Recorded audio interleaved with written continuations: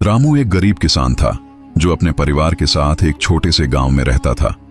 वह अपने खेत में मेहनत से काम करता था और अपने परिवार का पालन पोषण करता था। एक दिन रामू के खेत में एक अजीब सी चीज हुई। उसके खेत में एक सोने का घड़ा निकला। रामू को विश्वास नहीं हुआ कि उसके खेत में सोना निकल सकता है। उसने सोचा कि यह उसकी किस्मत है और उसने उस सोने को अपने पास रख लिया।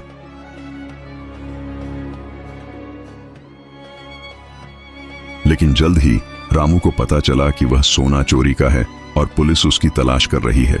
रामू ने सोचा कि वह उस सोने को वापस कर देगा, लेकिन तभी उसे एक और अजीब सी चीज दिखाई दी। उसके खेत में एक पुराना सा मंदिर निकला जो कई सालों से दबा हुआ था। रामू ने उस मंदिर को खोदा और उसमें एक पुरानी सी पुस्तक मिली।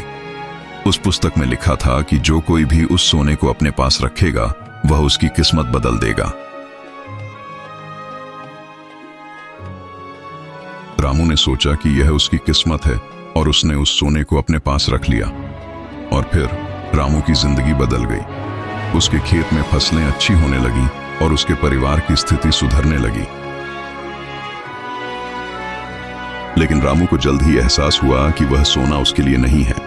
उसने उस सोने को उसके असली मालिक को वापस करने का फैसला किया और वह उस जगह गया जहां से वह सोना निकला था। वहां पहुंचकर रामू ने देखा कि वह सोना एक बड़े से पत्थर के नीचे दबा हुआ था। रामू ने उस पत्थर को हटाया और सोना निकाला, और फिर रामू ने उस सोने को उसके असली मालिक को वापस कर दिया।